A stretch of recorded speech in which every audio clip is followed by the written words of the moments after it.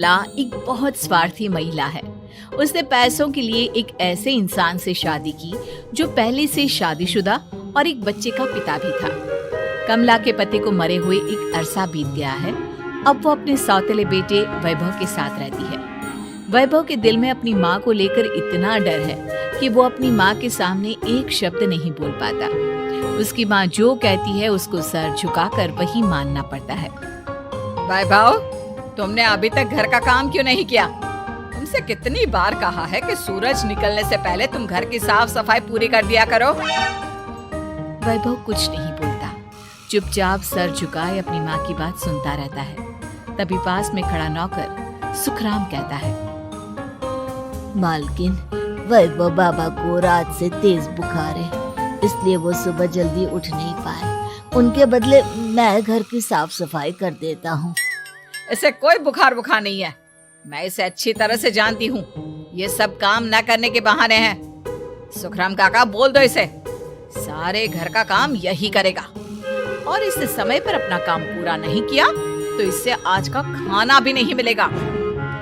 मगर मालकिन, वैभव बाबा की सच में ही तबीयत खराब है, आप एक बार देख तो लीजिए। कमला बिना कुछ बोले वहाँ से चली गई और बेचारा वैभव तेज बुखार में भी काम करता रहा। कमला वैभव की शादी एक ऐसी लड़की से कराना चाहती थी जो अनपढ़ हो और कमला से इसी तरह डरे जिस तरह वैभव डरता है, ताकि वैभव की सारी जायदाद और धन दौलत उसकी मुट्ठी में रहे। लेकिन आज के जमाने में ऐसी लड़की मिलना मुश्किल है।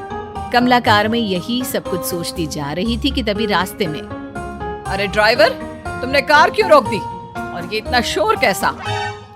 मैडम, आगे कुछ बंजारों का खेल चल रहा है, इसलिए भीड़ लगी है। मैं अभी भीड़ को साइड में करवाकर कार निकालता हूँ। ड्राइवर भीड़ को साइड करके कार निकालने की कोशिश करने लगा कि तभी कमला की नजर रस्सी पर चल रही एक फुलवा नाम की बंजारन पर पड़ी।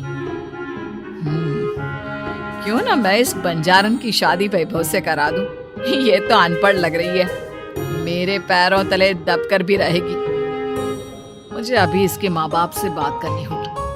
ये सोचकर कमला ने उन बंजारों से बात की और उन्हें शाम को अपने घर बुलाया। फुलवा के माता पिता वहां उसे लेकर आ गए। उन्होंने इतना आलीशान घर पहले कभी नहीं देखा था। अच्छा हुआ आप लोग आ गए। देखिए, मुझे घुमा फिरा कर बात करने की आदत नहीं है, इसलिए सीधे सीधे मुद्दे पर आती हूँ। मुझे आपकी बेटी बहुत पसंद है। मैं अपने इकलौते बेटे की शादी आपकी बेटी फुलवा से कराना चाहती हूँ। इसके बदले में आप जो चाहो वो ले सकती हैं। तभी फुलवा की माँ कहती है, ये क्या कह रही है मैम साहब? कहीं आप हमारी गरीबी का मजाक तो नहीं उड़ा रही ना? आप मेरे बेटे से मिल लो। अगर आपको मेरा बेटा पसंद आता है तो मैं कल से ही शादी की तैयारी शुरू कर दूंगी। सुखराम, सुखराम, वैभव को लेकर आओ। फुलवा अपनी माँ के कान में फुसफुसाती है, माँ, कहीं इस मेम साहब का छोरा पागल तो ना है? फुलवा अपनी माँ से बात कर रही होती है कि वैभव वहाँ आता है। फुलवा उसे देखती ही रह जाती है और उसके माता पिता उसकी शादी तय कर देते हैं। शादी वाले दिन किसी को फुलवा और वैभव की बेमेल विवाह की बात समझ में नहीं आती। फिर भी एक औरत कमला से पूछ ही लेती है, कमला जी, आपने अपने इकलौते बेटे की शादी देहाती गवार से क्यों करा दी? ये बंजारन आपके घर की बहू बनने लायक तो नहीं है। कम से कम अपने स्टेटस का ही ख्याल कर लिया होता। बहू तो अपने टक्कर की लाती, आपने तो बंजारन को ही बहू बना लिया। अब कमला को समझ में नहीं आ रहा था कि इस बात का क्या जवाब दे। वो कुछ देर चुप रही और सोच समझ कर कहती है, बहन जी, आपको तो पता है आजकल के बच्चे किसी की बात कहाँ सुनते हैं। मैं तो अपनी बहू एक पढ़ी लिखी और अपनी सोसाइटी की ही ढूंढ रही थी। लेकिन मेरे बेटे ने मेरे सामने इस बंजारन को लाकर खड़ा कर दिया। बोला कि मैं शादी करूंगा तो इसी से। अब भला मैं क्या करती? मुझे अपने बेटे के सामने झुकना ही पड़ा। कमला की ये बातें सुखराम भी सुन रहा था। उसने ये सारी बातें वैभव को जाकर बता दी। काका, मैं तो फुलवा को जानता भी नहीं, फिर माँ मेरे बारे में झूठ क्यों कह रही है? अरे बेटा, तुम कितने भोले हो, तुम्हें कुछ भी नहीं पता। तुम्हारे पिता अपनी सारी संपत्ति तुम्हारे नाम करके गए हैं। तुम्हारी माँ नहीं चाहती कि यह संपत्ति तुम्हें मिले, इसलिए उन्होंने तुम्हारी अनपढ़ लड़की से शादी करवाई ताकि तुम्हारी तरह वो भी अपने हक के लिए आवाज ना उठा सके। सुखराम काका, मैं क्या करूं, आप ही बताओ। माँ के सामने आते ही मेरे हाथ पैर कांपने लगते हैं। मैं माँ को कुछ भी नहीं कह पाता।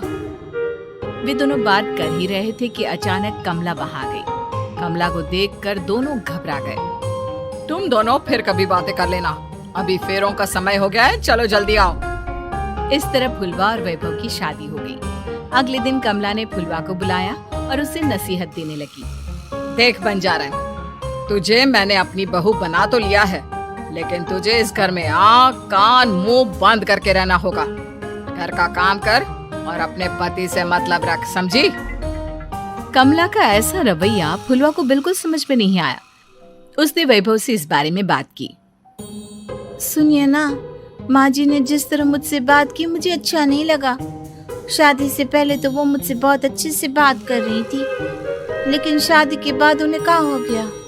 तुम ज्यादा मत सोचो, जैसा माँ कहती है वैसा ही करो। ये कहकर वैभव वहां से चला गया। अगले दिन वैभव को घर के नौकरों की तरह काम करता देख फुलवा को बहुत हैरानी हुई। फुलवा ने इस बारे में सुखराम काका से बात की तो सुखराम काका ने फुलवा को सारी बात बता दी। अब फुलवा को समझ में आ गया कि उसकी सास ने एक बंजारन को बहू क्यों बनाया। एक दिन वैभव घर का काम कर रहा था, तभी उससे कांच की प्लेट टूट गई। किसने गिराई ये कांच की प्लेट? वैभव को वहां खड़ा देख कमला ने छड़ी से उसे मारना शुरू कर दिया। उसके पैर में कांच चुभ गया और खून बहने लगा, लेकिन फिर भी कमला उसे मारे जा रही थी। ये देखकर फुलवा ने कमला के हाथ से छड़ी छीन ली और तोड़कर फेंक दी। बंजारन, तेरी इतनी हिम्मत, तूने मेरे हाथ से छड़ी छीनी? कमला फुलवा को थप्पड़ मारने ही वाली थी कि फुलवा उसका हाथ पकड़ लेती है। ओ सस माँ, मैंने मॉम की गुड़िया ना समझ लियो। बंजारन हो बंजारन, ईंट का जवाब पत्थर से देना जानती हूँ। आज के बाद मेरे या वैभव जी के ऊपर हाथ उठाने की सोचो भी ना, समझी सस माँ? ये कहकर फुलवा वैभव को लेकर वहां से चली गई। उसने वैभव के पैर पर पट्टी बांधी, उसके आंसू पोंछे। वैभव ने पहली बार किसी के दिल में अपने लिए इतना प्यार महसूस किया। अब फुलवा वैभव का हर काम में हाथ बटाती, उसका बहुत ख्याल रखती। इस तरह दोनों बहुत ज्यादा नजदीक आ गए। वहीं दूसरी ओर कमला सारी जायदाद अपने नाम करने की साजिश करने लगी। और एक दिन, वैभव, जल्दी बाहर आओ। कमला की आवाज सुनकर वैभव और फुलवा अपने कमरे से बाहर आ गए। जी माँ, आपने बुलाया? ये ले, इन कागजों पर साइन कर दे। वैभव कागजों पर साइन करने ही वाला था कि फुलवा वैभव के हाथ से पेन छीनकर कहती है, ना वैभव जी, आप इस पर हस्ताक्षर नहीं करेंगे। आओ बंजारन, मैं तुझसे बात नहीं कर रही। ये बात मेरे और मेरे बेटे के बीच की है। चुपचाप पेन दे दे, नहीं तो तेरी खाल उधेड़ लूंगी। सस माँ, बंजारन की खाल इतनी भी ढीली ना होवे कि कोई भी उधेड़ लेवे। जो यकीन ना आता हो तो देख ले उतार के। और हाँ, बंजारन जरूर हूँ पर अनपढ़ ना हूँ। मन भी पता है कि किसी भी कागज पर साइन करने से पहले उसे अच्छी तरह पढ़ लेवे हैं। पेन देती है या नहीं? ये कहकर कमला फुलवा को मारने आई तो फुलवा ने कमला को धक्का दे दिया और वो नीचे गिर गई। कमला डरकर वहां से भाग गई। अब फुलवा ने वो कागज उठाए और वैभव के साथ सीधा वकील के पास चली गई। वकील ने वो कागज देखे और फुलवा को बताया, वैभव के पिता की सारी जायदाद और संपत्ति वैभव के नाम है, लेकिन वैभव की सौतेली माँ इस संपत्ति को अपने नाम कराना चाहती है, इसलिए इन कागजों पर वो साइन करा रही थी। तो अब हमें क्या करना चाहिए वकील साहब? वकील ने फुलवा और वैभव को सब कुछ अच्छी तरह से समझा दिया। अब दोनों घर पर पुलिस को लेकर पहुंचे। कमला पुलिस को देखकर घबरा गई। पुलिस ने कहा, आपके नाम की कंप्लेंट हुई है, आपको हमारे साथ थाने चलना होगा। कंप्लेंट? कैसे कंप्लेंट?